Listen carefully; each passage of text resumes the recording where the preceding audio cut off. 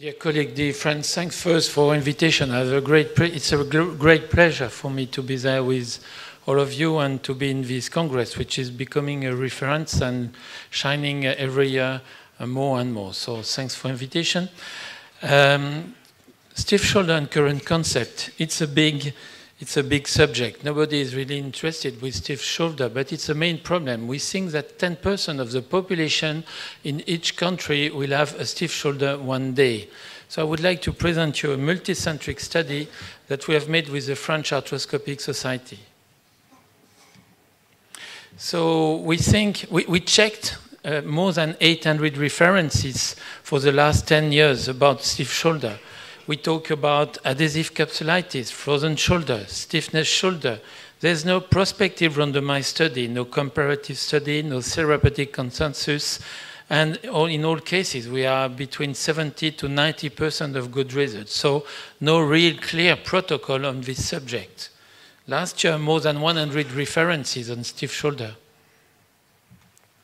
So I think we are orthopedic surgeons, so we are good people with simple mind, and we have to be effective and operational guys. So we have to go back to one symptom. The shoulder is stiff. This means we have biomechanical adherences into the shoulder, and that's the only thing we have to think. Current concept and lose ourselves in books and physiologic explanation and biological thing, that's not the matter of the surgeons. So the shoulder is stiff, that's the only thing we have to think about. We have a significant diminution of passive range of motion, and this means that we have less than 150 degrees in forward flexion and 20 degrees less in external rotation. This is the only thing we have to think about and to try to treat. So we have made the first in the world prospective, multicentric medical and surgical study, and we have managed that. I have managed that for 3 years. So we have compared 6 different treatments. The first one was conventional rehabilitation before under pain level.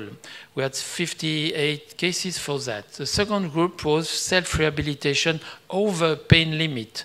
The first group of exclusive self-rehabilitation patient alone, and the second group of 31 cases, self-rehabilitation over pain limit, but assisted with a physiotherapist. And the last group was combined techniques. We must not forget that when we say that we do mobilization with local regional anesthesia, this means local regional anesthesia, mobilization, conventional rehabilitation. It is a combined technique. So another group with capsular distension, additional to conventional rehabilitation, and endoscopic capsulotomy. So inclusion criteria was passive range of motion, decrease of more than 30 degrees for forward flexion, external and internal rotation, no bony lesion, no fractures, no arthrosis in the study. This was the revision document for surgeons. It was completed every day for day 1, after 6 weeks, 3 months, 6 months, 1 year, and final revision after 3 years. We made goniometric measurement, constant score, all the classical things we have to do in this kind of study. Evolution of pain, delayed, associated pathology. This is more interesting. For the rehabilitation doctor and physiotherapists, each working session was checked. Every day for the first 6 weeks, every week for the first 3 months. All rehabilitation session was checked about what is your day pain, night pain, functional limitation, and psychic condition. And every exercises was checked every day.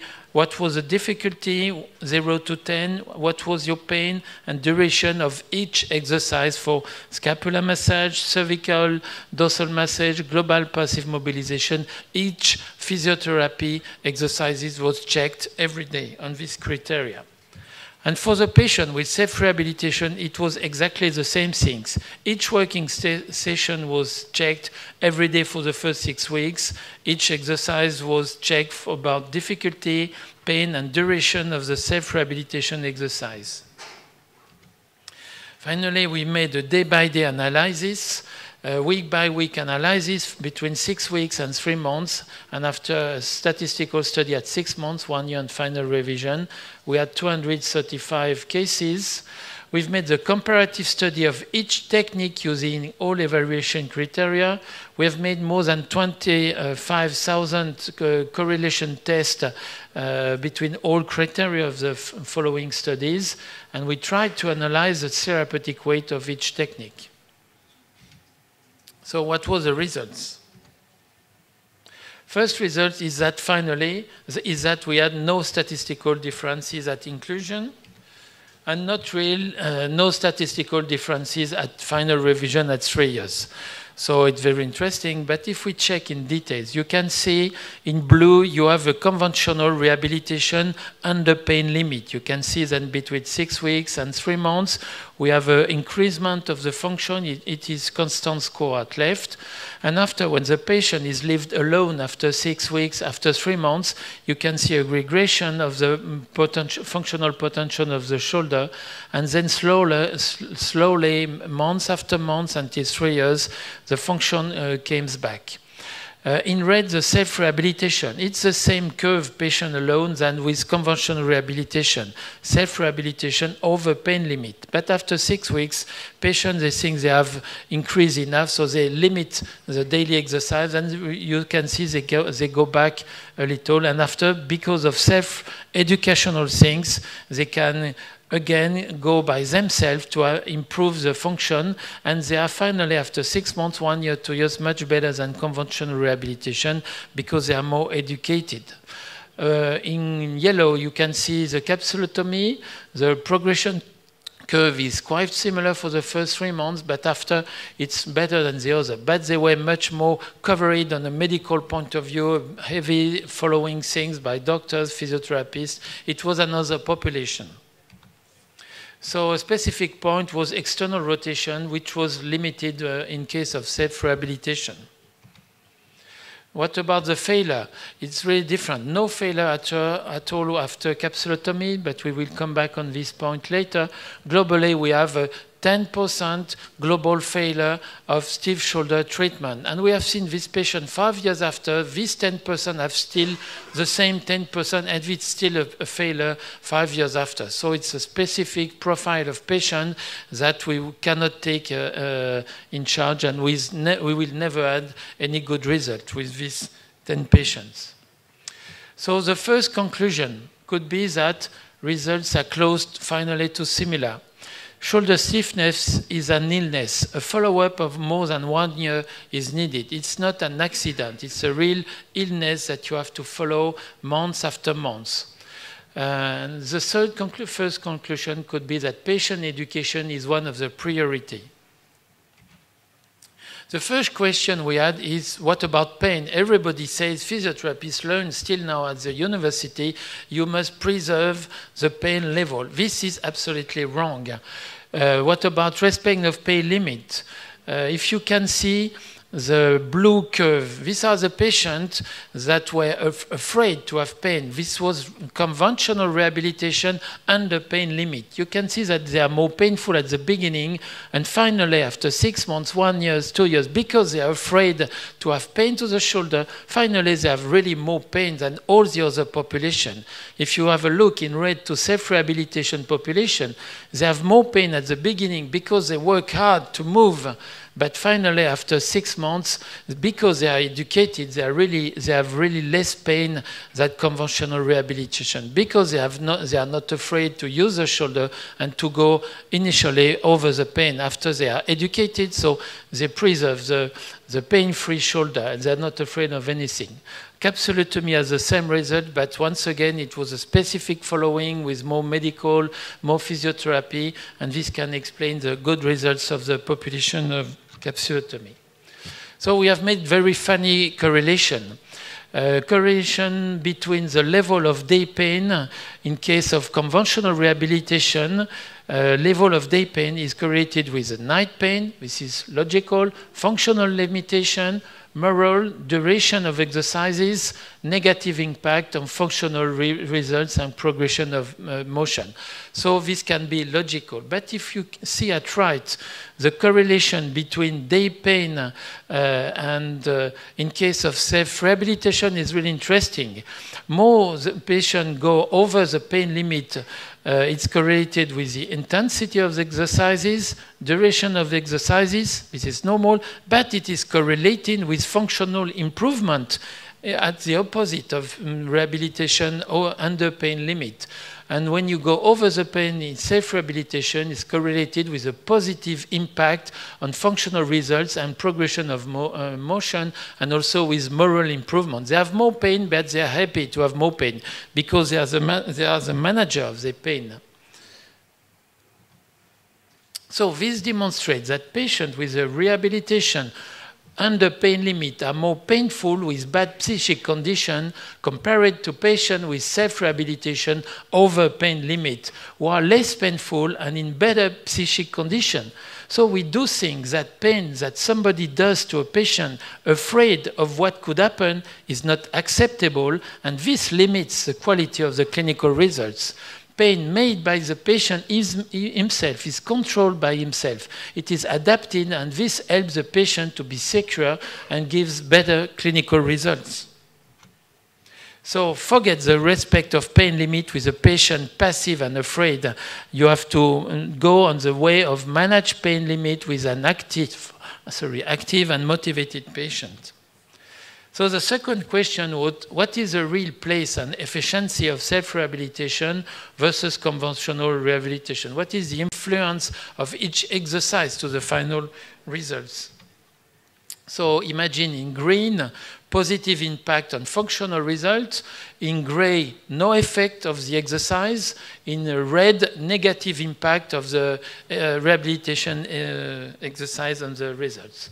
So this is conventional rehabilitation. You can see at left all the different exercises: passive mobilization, cervical dorsal massage, scapular massage, proprioception, active mobilization, scapulothoracic mobilization, balneo, physio, week after week. The first week, the only things to do to a patient with a stiff shoulder in conventional physiotherapy is physiotherapy. All the traditional exercises have as negative impact on functional recovery. At the second week, just do balneo and physio. All the other exercise has no effect or has negative effect. Only after 3 or 4 weeks, you can progressively introduce the traditional conventional rehabilitation. So imagine when you send a patient afraid to a physiotherapist that works with all the panel of the traditional physiotherapy exercise, you make the patient go far behind in the way of progression. This is very important. Finally, if you check that, you can see that there, after 6 weeks, you have a real significant impact, negative impact of traditional physiotherapy on the result of treatment, shoulder stiffness treatment. What about exclusive self-rehabilitation? Only positive impact, sometimes no impact for the first week for some exercises, but never any negative impact. So what about self-rehabilitation assisted by the physio? It's the same thing, always positive impact, but much better because it's a notion of function and pain are better for the first week. Patient is coached by somebody. This is very positive. And after next week, function and pain are better psychic condition when assisted with a good guy. But this must be a physiotherapist with the knowledge of what I am talking about. If the physiotherapist says to the patient, oh my God, don't move, it's dangerous, you will have pain, all the stuff you made with him is finished. So you have to educate physiotherapists. The last question what was the place of capsulotomy? We have made 45 years. It was no specific population. Finally, we had no differences at final revision with the other technique, but we had no complication, okay, and we had no recurrences at all. This means that this population was a specific population we individualized. I will show you after which kind of population you can propose capsulotomy, but if you propose capsulotomy in the condition I will tell you, you can be certain you will have a very good result, a definitive results with no recurrence. So general conclusion. First message is you need to make correct evaluation of passive range of motion with a fixed scapula. This means you have to examine the patient is dorsal decubitus with fixed scapula. Stiffness is a mask for shoulder symptoms, and when you have stiffness, you can not have any kind of reflection or diagnosis reflection. Just treat the stiffness and after see the rest. Second message is it's an illness.